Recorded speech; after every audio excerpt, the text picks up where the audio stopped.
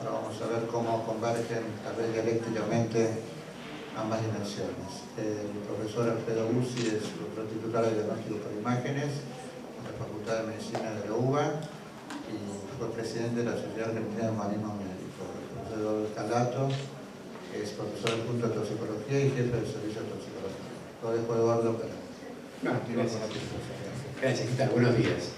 Bueno, para continuar la presentación, ya todos los presentes acá medianamente nos conocemos. Resta comentar el profesor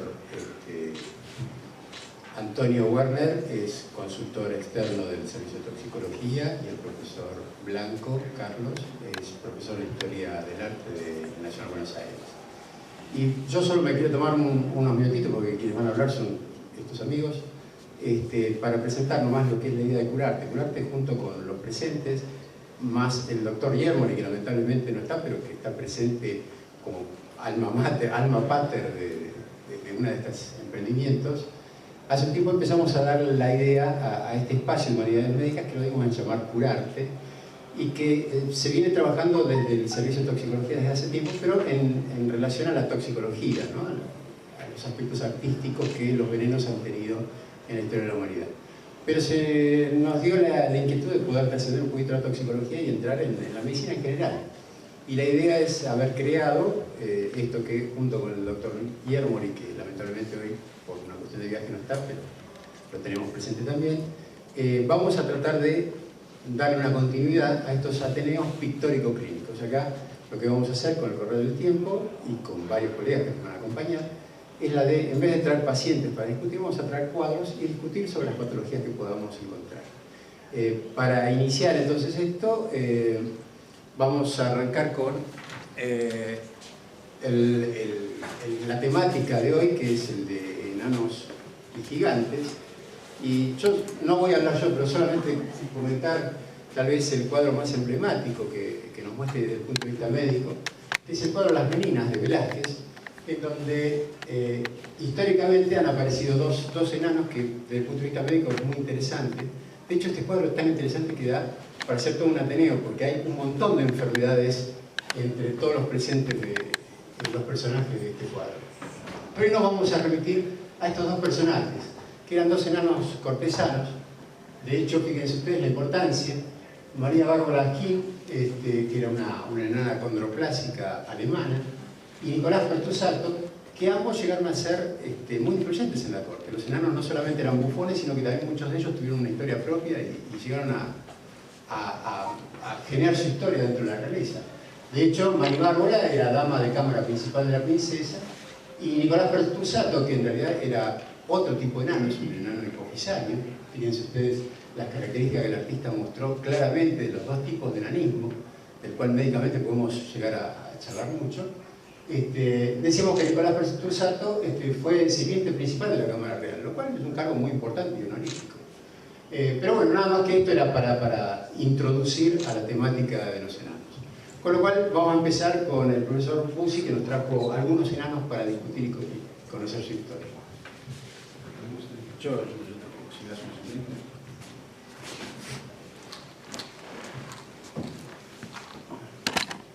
Creo que me escuchan así, ¿no? Así nos liberamos del...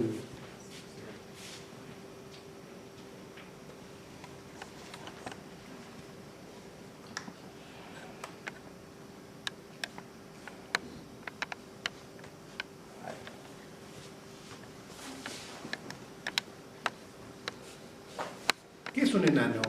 ¿Qué es el enanismo? Empecemos por eso. Por supuesto, es un trastorno del crecimiento que se caracteriza por una talla menor a la habitual. Hay una definición médica, que es una altura menor a 1,47 metros. Esos son 4 pies y 10 pulgadas, fue descrito por la literatura sajona. La palabra enano viene del griego nano, que es un término que nosotros usamos, nanogramo, ¿no? Por ejemplo, que significa 1000 millonésima parte. Están descritas más de 300 afecciones médicas que se acompañan de enanismo, muchísimas. El diagnóstico diferencial habitualmente es difícil, salvo en los cuadros más clásicos. y en la mayoría de ellos hay una mutación en algunos de los genes que definen el desarrollo del cartílago y de los huesos, que es lo que impide el desarrollo de una altura normal. Como dijo el profesor Scarlato, los enanos eran muy comunes en las cortes, sobre todo durante el Renacimiento y el Barroco, entre los siglos XV y XVIII. A los reyes les gustaba coleccionar este tipo de personas, en este caso con defectos en la talla, pero había también obesos, había deformes. Y como ven, hay distintos tipos. Por ahí la luz.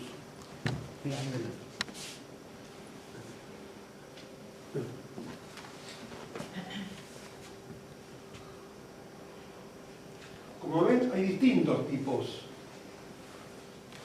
de fisonomía que puede tener un enano. Este, por ejemplo, tiene un problema básicamente en el tronco. Este, por ejemplo, tiene un problema básicamente en las extremidades. Hay distintas formas por las cuales una persona puede no alcanzar su talla. Felipe IV de España dicen que llegó a juntar 200 enanos distintos en su corte. Felipe IV es quien está representado en el cuadro de las Meninas, su familia es la que está representada en el cuadro de Velázquez, que acaba de mostrar el profesor Scarlato. Este cuadro es cuando él era príncipe, todavía no era rey, y este es uno de sus enanos preferidos, y esa es la postura agarrándole la cabeza. Que si lo miramos, es un enano de los que se llaman proporcionados. Una gran división del aspecto de los enanos es si son proporcionados o desproporcionados. Si no estuviese al lado del príncipe, nada nos haría pensar que es un enano, porque fisionómicamente tiene un aspecto normal. Pero hay otros que no. ¿Sí? Este es un cuadro de Velázquez, el mismo que pintó las Meninas, que, insisto, acaba de mostrar el profesor Scarlato, el bufón Don Sebastián de Morra. Velázquez pintó muchísimos de los enanos de Felipe IV. Él los trataba con mucho respeto. Fíjense que es una postura digna. Velázquez no se burlaba de los enanos cuando los pintaba, ni los ridiculizaba. Tiene ropas elegantes. El verde usualmente se usaba para ir de caza, por lo tanto era una persona que acompañaba a la familia real. Tiene un cobertor rojo con los bordes dorados. Era una persona importante realmente. Está sentado en el piso, la postura en escorzo, ¿no? Con las extremidades presentadas frente a nosotros, pero claramente se nota que sus extremidades son más cortas de lo habitual. Fíjense que nos mira, no les digo desafiante, pero con hidalguía, ¿no? Nos mira con dignidad. Velázquez lo pinta con las manos cerradas. Una de las características de este tipo de enanismo es que los dedos tienen casi todos la misma longitud, por eso a veces lo escondía. ¿Alguna idea de qué tipo de enanismo es este? Es el más frecuente de todos, el clásico. Muy bien. Es una acondroplasia. Es una displasia genética en un gen que codifica un receptor para los fibroblastos, que está en el cromosoma 4, es el más frecuente de todos, uno cada 20.000 nacidos vivos. Fíjense que la mayoría son mutaciones nuevas, o sea, no hace falta tener un padre acondroplásico para ser acondroplásico, es una mutación al azar. Únicamente el 25% de los casos son heredados de los padres. Lo característico son extremidades cortas con el tronco normal. Hay también una macrocefalia, un aumento del tamaño de la cabeza en proporción con protuberancia de la región frontal, y hay una serie de características radiológicas muy típicas. Ahí ven el aumento del tamaño de la cabeza. La platicondilia es que los cuerpos vertebrales son chatos, ¿sí? Hay aumento también en el espacio entre los cuerpos vertebrales. La pelvis es cuadrada, los huesos de la pelvis. Y característicamente los huesos largos, tubulares, como ven, son cortos. Miren el húmero, miren el fémur. Son cortos y anchos, por eso son enanos. Hay otro personaje actual, un actor que ustedes seguramente conocen mucho que tiene esta enfermedad. ¿Quién es? Muy bien. Peter Dinklage. Este también es un acondroplásico. Es la misma enfermedad. Como se dan cuenta, el desarrollo intelectual es absolutamente normal. Muchos de ellos se casan con mujeres de talla normal, como él. De hecho, tiene 2 hijos que tienen altura normal. No es el primero que lo hace. Ya en Egipto, Senner, que también era un acondroplásico, una persona muy importante en la dinastía cuarta, ahí está con su esposa, que como ven tiene talla normal.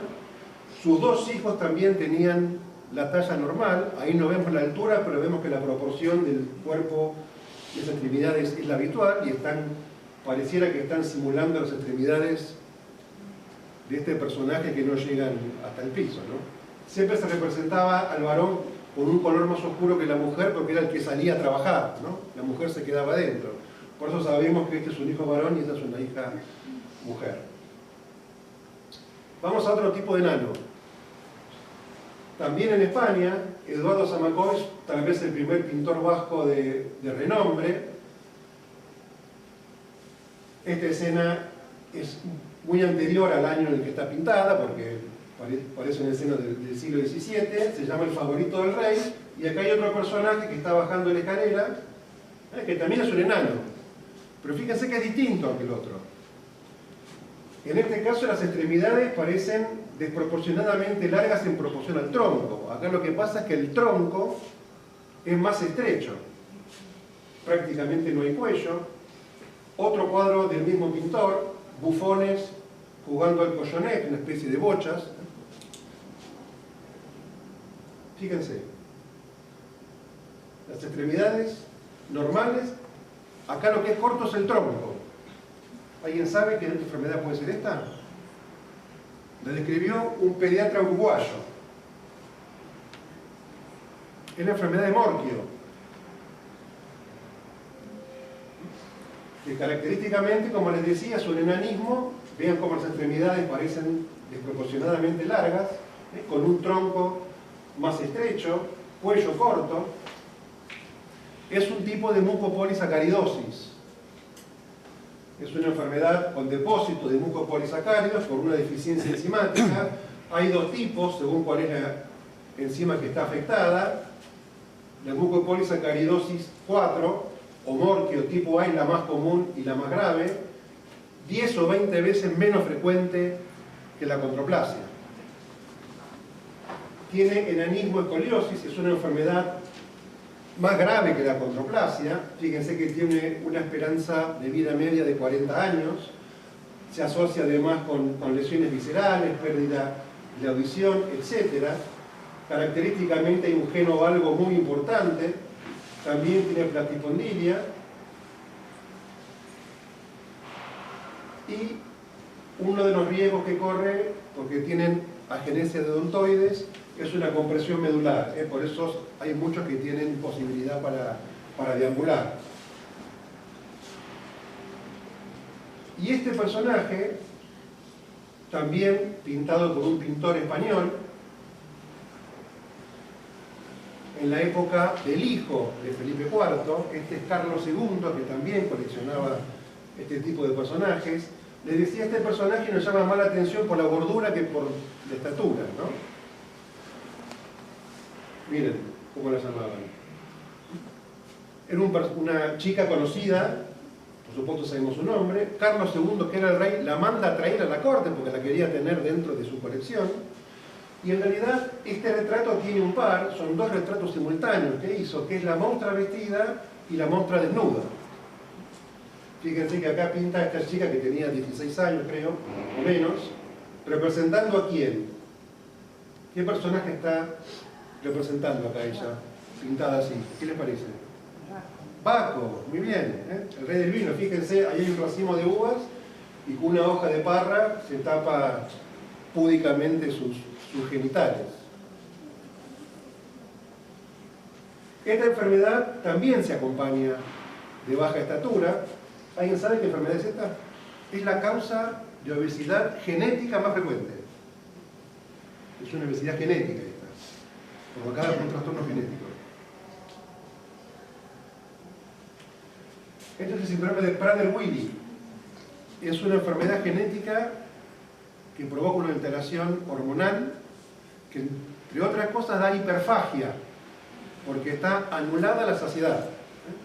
Por eso, fíjense cómo el pintor le pone en cada mano una manzana, porque ella comía vorazmente. Entre esta falta de saciedad y la inmovilidad que provoca este cuerpo, van aumentando muchísimo de peso. Ahí tienen una paciente con Prader-Willi actual. Característicamente las manos son pequeñas también, los ojos se dice del tamaño de una almendra, boca pequeña. Hay una gran función hipotalámica, fue descrito no hace tanto tiempo por estos médicos suizos, y como les decía es la causa más común de obesidad causada por un síndrome genético. Ya desde la lactancia hay hipotonía y incapacidad para succionar, hay retraso de crecimiento, retraso madurativo, incluso retraso cognitivo, retraso mental, retraso psicomotor y discapacidad intelectual con trastornos del comportamiento.